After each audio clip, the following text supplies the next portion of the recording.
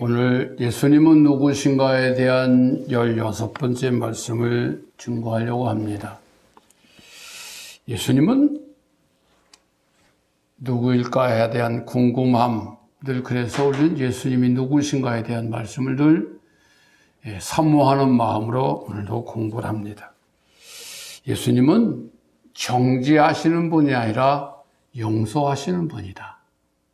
자, 예수님께서 감난산에 올라가서 기도를 하시고 습관처럼 예수님은 감난산에 가서 늘 기도하셨어요. 밤이 맞도록 우리 불쌍한 인생들을 위해서 기도하시고 성전에 내리셔서 가르치시려고 내려가니 사람들이 많이 성전에 모였을 때에 예수님이 이제 가르칠 마음을 가지시고 서 계셨는데 거기에 예수님을 고발하려고 하는 바리새인들과 서기관들과 율법사들이 한 여인을 끌고 와서 회당 앞에 내려놓는 거예요. 예수님 앞에. 그러면서 예수님께 묻습니다. 예수님, 이 여자가 율법을 행하여 율법을 잘못 행해서 율법을 어김으로 간음을 하다가 현장에서 우리가 잡아왔는데 모세는 말하기를 이 여인은 돌로 쳐 죽이라고 말했는데 예수님은 어떻게 하겠습니까? 라고 예수님을 시험하고자 이 문제점을 가지고 온 거예요. 다시 말해서 율법을 어긴 자는 율법에 의해서 심판을 받아 죽여야 되는 것이 마땅한데 예수님 당신은 어떻게 하겠습니까? 라고 말하는 거예요. 그때 예수님께서 이렇게 말씀하십니다. 아무 말씀도 아니하시고 땅바닥에 무엇인가를 쓰고 계셨어요. 엎드려 땅바닥에 무엇인가 쓰고 계시는데 그를 본 사람들이 하나 둘씩 떠나갔다고. 자, 예수님이 땅바닥에 무엇을 쓴지는 성경에 기록이 없기 때문에 그는 추측할 수밖에 없는데 예수님께서 땅바닥에 무엇인가를 쓰니까 거기를 읽어본 사람들이 다 하나 둘씩 아무 말 없이 가더라. 무엇을 의미할까요? 사람들은 나는 완벽하고 너는 더러워. 나는 율법을 지켰고 너는 율법을 지키지 않았어. 라고 하는 생각을 가지고 그 간음한 여인을 데리고 와 심판을 받으려고 했던 거예요. 그러나요, 성경을 보니까 이 세상에 의인은 단 한 명도 없다고 그랬어요. 단 한 명도 죄를 범하지 않은 사람이 단 한 명도 없다고 성경은 기록하고 있어요. 아마 예수님이 땅바닥에 무엇인가 쓴 것을 보고 이 바리새인들과 율법사들의 죄성을 아마 예수님이 거기다 적으셨는지도 몰라요. 너는 바리새인아, 너는 이런 죄를 범했구나. 서기관아, 너는 이런 죄를 범했구나. 율법사야, 너는 이런 죄를 범했구나. 그리고 여기 있는 모든 사람들은 또 니들도 이런 죄를 범했구나 라고 아마 썼을 것 같아요. 제 생각입니다. 그랬더니 그거를 본 자들이 하나둘씩 조용히 다 슬쩍 떠나가는 거예요. 이걸 무엇을 말할까요? 우리 인간은 아무도 정죄할 수 있는 자격이 없는 거예요. 죄인이 죄인을 심판합니까? 죄를 진 자가 어떻게 죄를 진 자를 심판합니까? 그건 있을 수 없는 일이잖아요. 만약에 우리가 헌법재판관이 큰 죄를 졌어요. 그 자기가 헌법을 어겼는데 그 헌법을 어긴 자가 다른 사람에게 그 헌법을 지키지 못했다고 정죄할 수 있을까요? 그래서 우리가 가끔 보면 대법원장도 감옥 가고도 그러잖아요, 지금. 법을 집행하는 자들이 법을 자기도 어기면서 남을 정죄했기 때문에 그 또 잡혀가는 거잖아요. 그러므로 이 세상엔 아무도 어느 누구도 누구의 죄를 정죄할 수 있는 자격은 아무도 없어요. 왜? 죄인이기 때문에. 우리는 까딱 잡으면 종교인이 돼서 나는 의인이라고 생각해. 나는 아무 죄가 없다고 생각해. 나는 정말로 깨끗한 사람의 생각을 해.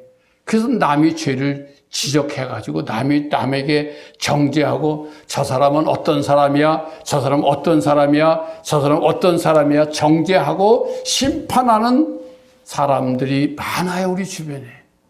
설교를 들어봐도요, 목사님들이 그렇게 구약을 읽어놓고 막 정죄하는 그런 설교를 가끔 들을 때가 있어요. 그럴 때마다 가슴이 아파요.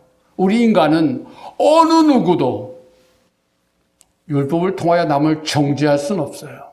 율법은 정죄하라고 하나님 주신 게 아니라 율법을 통하여 죄를 깨달으라고 주신 거예요. 얘야, 이리 가면 그건 죄야. 그 길로 가지 말라고 깨달아 주신 게 정죄하라고 주신 거예요. 율법은 죄를 깨달으라고 주신 거예요. 사도 바울도 말했어요. 율법은 죄를 깨닫게 하는 것이다. 그런데 이 율법사들과 서기관들과 바리새인들은 이 율법을 가지고 남을 정죄하려고 예수님께 끌고 온 거잖아요. 사랑하는 우리 모든 그리스도인들이요, 남을 정죄하는 어리석은 자가 되지 말고 우리는 그 남이 죄가 눈에 보이면 가서 정중히 일러주고 거기서 돌아오라고 권면할 수 있는 그러한 믿음의 그릇들이 되길 축복합니다. 하나님의 심판이 이를 것이다. 그건 기독교인이 할 말이 아니에요. 하나님이 살아계심이 있을지어다. 여러분, 그건 기도하는 자들 입에 나오는 말이 아니에요. 그 사람이 죄를 범했거든 조용히 찾아가서 너를 정죄할 죄가 없으니 네 죄는 네가 아니까 주님께 돌아오라고 권면하고 돌아오라고 예수의 복음을 전하는 자가 그리스도인이에요. 오늘 예수님께 그 여인에게 사람들이 다 떠나갔어요. 그 여인만 단둘이 예수님과 남아있을 때 예수님께서 이렇게 말씀하시네요. 아무도 너를 정죄할 자가 없느니라. 돌아봐라, 너를 정죄할 자가 있느냐? 없습니다. 나도, 예수님께서도 내가 너를 정죄하지 아니하리라. 그러니 가서 다시는 이런 죄를 범하지 말거라 하고 예수님이 그 여인을 용서해 주시잖아요. 여러분, 구약의 하나님 믿습니까? 구약의 하나님만 믿는다면 저기 이스라엘에 있는 또한 아랍에 있는 사람들처럼 심판의 하나님. 그래서 그 사람들은요, 구약의 하나님 믿기 때문에 어떤 일을 당해야 합니까? 이 사람을 쏴 죽이고 자기가 심판자가 정죄하고 죽이잖아요. 그러나 우리 기독교인들은요, 구약의 하나님 믿는 게 아니에요. 신약의 하나님. 그 하나님 아버지께서, 구약의 하나님 아버지께서 예수 그리스도로 오시고 지금 성령으로 우리 속에 오신 그 살아계신 예수 그리스도 하나님, 바로 성령님을 믿는 우리잖아요. 그분은요, 우리를 정죄하지 않으세요. 율법을 통하여 깨닫게 하시고 깨달았으면 돌아오라고 그 돌아오면 용서해 주시는 게 예수님의 사랑 아니에요? 우리는 그런 예수를 믿는 거예요. 어느 사람들처럼 남 정죄하고 심판하고 욕하고 그런 교인들이 아니잖아요. 우리는 어떻게? 용서하고 사랑하고 나 같은 죄인을 용서하신 그 사랑을 받은 우리는 그 사랑을 가지고 남을 용서하고 이해하고 덮어가고 우리는 끌어안고 가야 되는 거 아니겠어요? 그게 예수님 우리에게 보여준 사랑이에요. 얘야, 그 여인에게 나도 너를 정죄하지 아니하리라. 예수님께서 우리를 향하여 나도 너를 정죄하지 아니하리라. 그럼 우리는 예수님이 나를 정죄하지 않으시는데, 죄가 있다고 말하지 않으시는데, 우리는 감히 누구에게 향하여 손가락질을 하며 죄가 있다고 말할 수 있을까요? 그렇지 않잖아요. 나 같은 죄를 용서하신 그 하나님의 사랑을 받은 사람은 남들이, 형제들의 눈에 티가 보이걸랑 조용히 가서 그 티를 뽑아줄 수 있는 그런 넉넉함이, 그런 포용력이, 그런 사랑함이 우리 속에 있어야 되는 거예요. 그게 예수 믿는 자의 모습입니다. 우리 예수님께서도 이 간음한 여인을 정죄하지 아니하시고 용서하시고, 그처럼 예수님의 복음은 우리를 용서하시는 거예요. 나 같은 죄를 용서하신 그 하나님의 사랑, 그 용서하시는 그 주님을 받아들이세요. 결론적으로 보세요. 두 아들이 있었다고 예수님 말씀했어요. 비유로 말씀하셨어요. 집을 나간 아들과 집 안에 있는 아들. 집을 나간 아들이 자기의 잘못을 깨닫고 돌아왔을 때 아버지는 큰 품으로 그 아들을 안아주셨잖아요. 근데 집 안에 있는 큰 아들은 시기하고 질투했잖아요. 여러분, 어떤 아들이 되고 싶습니까? 교회 안에서 목사라고, 장로라고, 집사라고, 권사라고 이름만 가지고 시기하고 질투하고 욕하고 정죄하는 큰 아들이 되겠습니까? 아니면 자기 자신의 죄를 깨닫고 아버지께 돌아와 아버지의 품 안에서 아버지의 사랑을 받는 작은 아들이 되겠습니까? 저는 작은 아들이 되고 싶어요.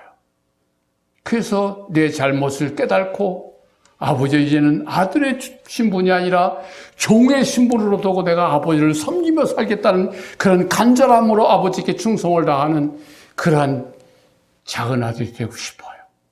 여러분 어떠세요? 큰 아들이 돼서 남 정죄하고 시기하고 질투하는 자가 되지 마시고 작은 아들이 되어서 아버지의 사랑을 더 깊이 받을 수 있는 하나님의 은혜 안에 사는 우리 모두가 되기를 예수의 이름으로 간절히 기도합니다. 기도하겠습니다.